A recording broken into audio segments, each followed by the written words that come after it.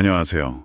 자, 오늘은 여러분께서 보내주신 자료들을 가지고요. 이 젬백센카엘이라는 회사 얘기를 좀 깊게 해볼까 합니다.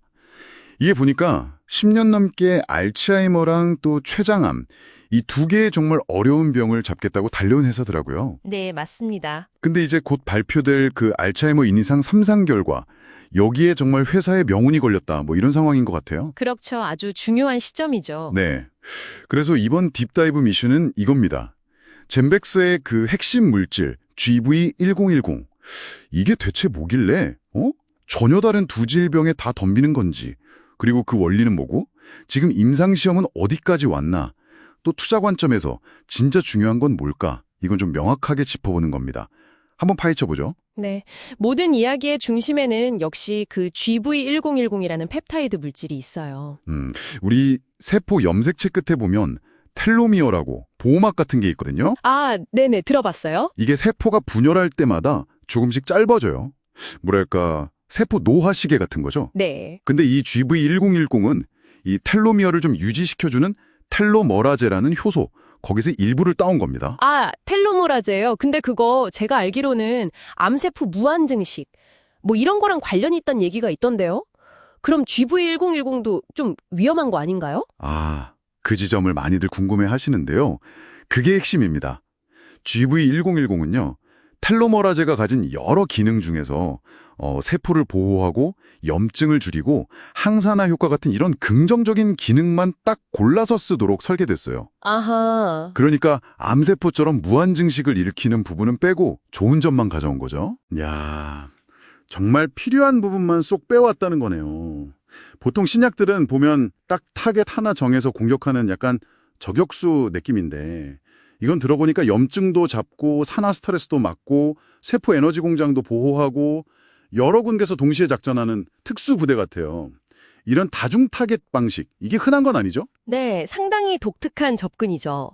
바로 이 다중기전이라는 특성 때문에 겉보기엔 전혀 다른 병, 그러니까 알츠하이머랑 췌장암에 동시에 도전할 수 있는 논리가 생기는 겁니다. 아, 공통점이 있군요. 네, 예를 들면 알츠하이머의 원인 중 하나가 뇌염증이고요. 췌장암도 보면 종양 주변의 염증 환경이 암 성장을 막 돕거든요. 결국 이 두 질병의 밑바탕에는 염증과 세포 스트레스라는 공통된 뿌리가 있는 거고, 쥐분리 천일이 여러 경로로 이걸 공략하는 개념입니다. 그렇군요. 그래서 그 다중기전이 핵심이네요. 자, 그럼 지금 임상시험은 어디까지 와 있나요?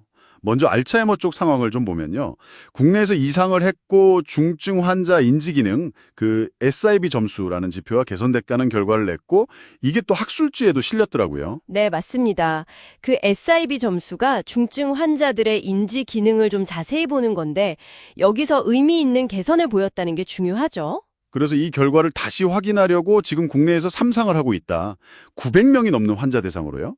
이 결과 발표가 정말 임박했다, 이 말씀이시죠? 네, 그렇습니다. 국내 3상 결과에 정말 많은 관심이 쏠려 있죠. 그리고 동시에 이제 좀 더 큰 시장을 봐야 하니까 경증에서 중등증 환자 대상으로 미국 포함해서 글로벌 2상도 같이 하고 있습니다. 그건 한 2025년 정도 완료 목표고요. 알겠습니다. 알츠하이머는 이제 결과를 기다리는 상황인데, 췌장암 쪽은 이미 뭔가 성과가 있었다고요? 자료 보니까 그런 내용이 있던데요. 네, 맞습니다. 이 부분을 많은 분들이 좀 놓치시는 경향이 있는데, 췌장암은 국내 3상이 이미 성공적으로 끝났습니다. 오, 성공했어요. 네, 기존에 쓰던 항암제랑 GV제트리를 같이 투여했더니 환자분들 생존 기간 중앙값이 11.3개월이 나왔어요.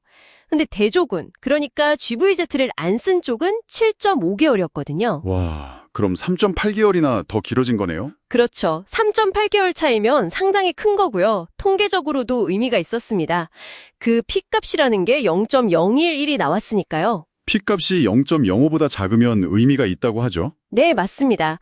이게 우연히 나온 결과의 확률이 아주 낮다는 거죠. 이야, 근데 이게 예전에 영국에서 임상 실패했던 경험이 있다고 들었는데, 그걸 딛고 성공한 거라 더 의미가 있겠네요. 자료에 보니까 이오탁신이라는 바이오마커 얘기가 나오던데, 이게 뭔가 결정적 역할을 했나요? 네, 그게 아주 중요한 전환점이었습니다. 이오탁신이라는 게 염증 반응과 관련된 단백질인데요. 이 수치가 높은 환자들한테서 GV자트릴 효과가 더 잘 나타날 거다, 이런 가설을 세우고 임상 디자인을 좀 바꿨어요. 아, 전략을 바꾼 거군요. 네, 그 전략이 성공하면서 이전의 실패를 딛고 이렇게 의미 있는 데이터를 확보할 수 있었던 거죠. 그래서 지금은 식약처에 품목허가 신청해놓고 결과를 기다리는 단계입니다. 성공 사례가 있긴 하지만 역시 바이오 투자는 좀 냉정하게 봐야 할 필요도 있겠죠? 신약 개발, 특히 3상 성공률이 보통 반반이라고 하는데 신경과학이나 항암제 쪽은 더 어렵다고들 하잖아요. 맞아요. 실제로 젠백스도 최근에 전립선 비대칭 3상에서는 효과를 입증하지 못했던 경험도 있고요. 그러니까 알츠하이머 3상 결과도 기대에 못 미칠 가능성, 이것도 당연히 염두에 둬야 하는 거겠죠? 정확합니다. 실패 가능성은 항상 열어둬야죠. 바이오 투자의 현실이니까요. 하지만 이걸 뒤집어 보면 만약 성공했을 때 얻을 수 있는 보상, 그 잠재력은 정말 어마어마합니다. 여러분이 주신 자료 예측치를 보면요. 알츠하이머 시장이 2033년에 거의 26조에서 45조 원 규모래요. 와, 엄청나네요. 췌장암 시장도 2032년 기준으로 한 12조에서 15조 원 정도 보고 있고요.